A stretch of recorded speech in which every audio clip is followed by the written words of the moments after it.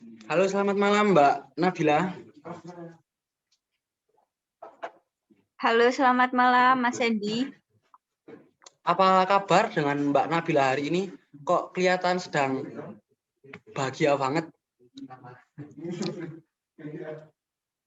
Alhamdulillah baik. Gimana kabarnya Mas Endi? Alhamdulillah Mbak, walaupun sedikit terumbang-ambing. Lagi dihadapi, Terombang-ambing kenapa ini, Mas? lagi menghadapi keadaan yang sedang memaksa untuk memilih salah satu dari dua pilihan.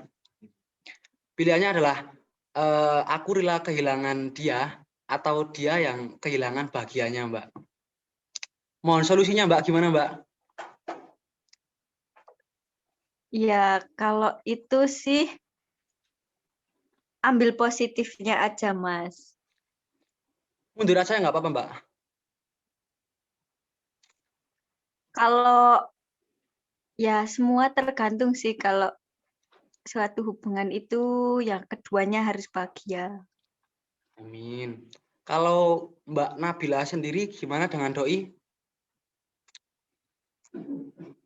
Alhamdulillah, luar biasa. Asik.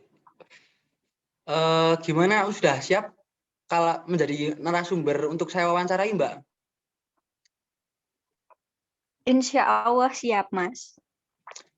Mau perkenalan sendiri apa mau saya yang mengenalkan Mbak? Mas Endi yang kenalin aja, biar Oke, enak. siap. Nah, narasumber yang saya akan wawancarai bernama Mbak Nabila Ahsani Putri. Dia adalah teman SMA saya dulu dan sekarang menjadi mahasiswa dengan multitalenta. Walaupun jam kuliah menyita waktunya, tapi dia tidak tapi dia masih bisa menjalankan bisnis usaha. Tepatnya usaha apa ya, Mbak? Iya, usaha saya itu di bidang makanan, yaitu sate taichan. Pada tahun berapa, Mbak, Anda menjalani bisnis tersebut?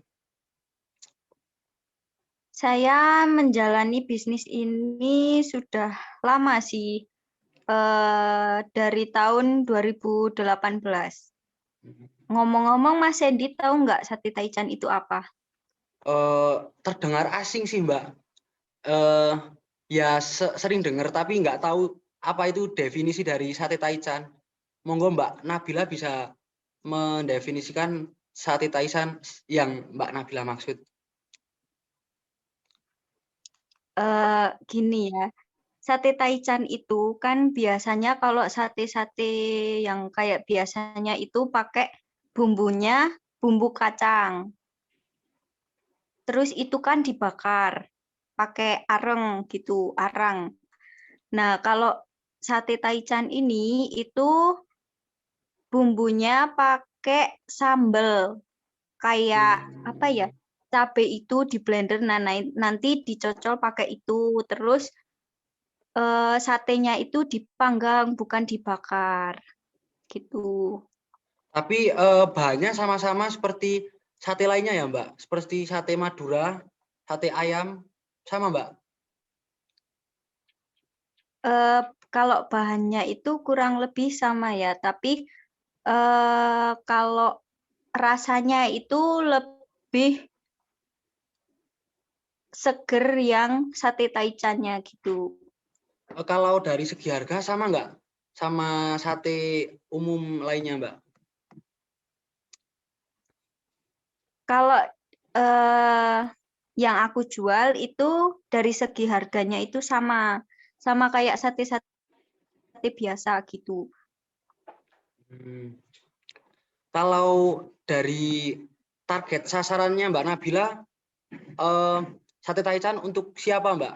Apakah dari kalangan anak kecil, remaja, sampai dewasa maupun tua? Apakah hanya beberapa kalangan Mbak? Kalau target penjualan sate taichan itu yang terutama bagi yang pecinta pedas ya, soalnya sambelnya itu sambel yang pedas gitu. Jadi kalau anak-anak sih boleh, tapi harus yang suka pedas Hmm, itu. apakah Mbak Nabila menjalankan usaha tersebut berawal dari orientasi untuk menghasilkan uang atau hanya sekedar suka memasak, Mbak? Kalau awalnya itu kan bingung ya, liburan mau ngapain gitu. Jadi untuk menyalurkan hobi yang suka Hobi. masak, iya. Jadi saya memilih untuk berjualan gitu. Anda menjalankan bisnis tersebut dengan kerja sendiri apa Anda mempunyai teman rekan kerja, Mbak? Saya menjalankan bisnis ini itu sama saudara saya. Untuk awal mulanya bagaimana, Mbak? Anda kok bisa terjun menjalankan usaha tersebut dan apa yang dirasakan kesulitan dalam membangun bisnis tersebut, Mbak? Awalnya itu saya kan ketika liburan, saya kan bingung, pengen kerja atau pengen rebahan, santai-santai gitu. Terus saya sama saudara saya itu berunding untuk memikirkan kita buat apa ya. Terus muncullah ide kayak pengen buat sate taichan karena di Parakan ini kan sate taichan masih minim. Terus masyarakat juga belum ada yang mengenal sate taichan itu apa. Jadi masih booming-boomingnya di Parakan gitu. Untuk ke apa ya tadi? Kesulitan atau tantangan? Untuk kesulitannya itu ketika banyak pembeli, tetapi kita yang melayani hanya 2 orang. Jadi kita sangat kesulitan untuk apa ya, kayak mengatasinya gitu. Karena kan kalau pembeli suka keburu-buru gitu. Di mana Anda menjalankan usaha tersebut? Apakah Anda mempunyai toko sendiri atau Anda buatnya di rumah? Saya menjalankan bisnis ini itu di rumah, cukup online, seperti kayak di posting di WA atau di Instagram. Kalau mau makan di sini juga boleh. Bagaimana awal Anda mempromosikan hasil usaha Anda melewati sosial media tersebut, Mbak? Tadinya sih kayak buat kayak percobaan gitu, bikin sate taichan terus difoto, habis itu diposting dengan harga segini, isinya segini. Ternyata itu semua itu kayak banyak yang tertarik gitu. Itu baru di WA saja. Kemudian saya memilih untuk pasang di story Instagram. Akhirnya banyak peminatnya dan itu berlanjut sampai sekarang. Nah, Mbak Nabila sendiri kan sekarang juga menjadi mahasiswa. Apakah kegiatan kuliah Anda terganggu dengan usaha tersebut? Kalau keganggu sih enggak ya, soalnya ini kan sudah pilihan saya dan bagaimana saya harus bisa bertanggung jawab dalam memanage waktu gitu. Mana yang kuliah, mana yang bekerja, atau mana yang membuat ini bisnis ini. Kalau Mbak Nabila sendiri sebelum menjalankan usaha sate taichan tersebut, apakah sudah pernah berbisnis sebelumnya? Sebelum bikin sebelum buat bisnis sate taichan ini saya pernah kayak ngejualin kayak apa ya, reseller dari temen saya. Itu waktu itu saya ngejualin kayak tas, terus baju, sepatu, sandal, terus masker, hoodie gitu.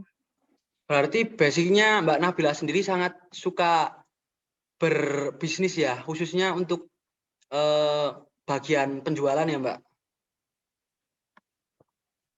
Iya, alhamdulillahnya suka berjualan. Dengan keuntungan Mbak Nabila menjalankan usaha tersebut, Anda kan pasti meroleh hasil. Bagaimana Anda mengolah hasil tersebut? Apakah hanya untuk bersenang-senang atau dimanfaatkan untuk hal yang lain, Mbak? Kalau saya misal saya dapat keuntungan itu saya tabung, kemudian apa yang saya butuhkan dengan apa yang keinginan saya inginkan itu harus dipilih secara matang karena jika kebutuhan itu saya beli, kalau keinginan itu bisa ditunda dan uangnya itu bisa ditabung seperti itu. Berarti Anda dapat mengolah hasil tersebut dengan inisiatif yang baik ya Mbak, bukan hanya senang-senang. Iya, karena kan kita itu lebih mementingkan kebutuhan daripada keinginan dan jangan suka berfoya-foya gitu. Betul. Untuk terakhir kalinya Mbak, apa pesan-pesan Anda terhadap anak muda lainnya yang lumrahnya kalau anak muda kan waktunya bersenang-senang. Nah, Anda untuk memberi pesan kepada anak muda yang lain untuk dapat mengikuti jejak Anda gimana, Mbak? Kalau itu sih menurut saya dari pikiran masing-masing ya, inisiatif masing-masing. Kalau kan ada tuh anak yang suka ngapain jualan gini-gini, orang masih bisa minta orang tua, yaitu kan terserah mereka karena kan ini kan inisiatif dari diri sendiri. Jadi sebisa mungkin kita itu berpikir mulailah dari sekarang untuk bisa mencari uang sendiri dan bisa meringankan beban orang tua gitu. Baik, Mbak. Terima kasih atas waktunya telah menyela untuk bersedia menjadi narasumber untuk saya wawancarai, Mbak. Nah, untuk terakhir kalinya, Mbak, satu kata, Mbak, buat teman-teman yang melihat ini, Mbak, agar dapat mendapat sugesti atau dorongan-dorongan untuk lebih bersemangat lagi menjalani kehidupan saat ini. Ya, yang paling utama itu tetap semangat, jangan buat masa muda kalian itu terbuang sia-sia hanya karena hal-hal yang tidak penting. Jadi lebih baik berwirausaha mulai dari sekarang untuk modal masa depan. Gitu. Amin. Terima kasih, Mbak.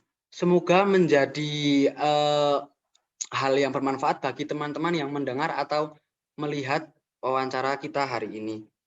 Ya. Sekian, terima kasih ya, Mbak. Selamat malam.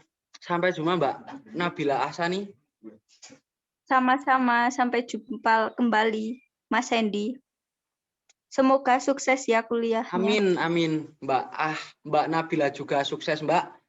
Masa depan Anda sangat cemerlang. Amin. Dah ya, Mbak. Sampai jumpa. Dadah.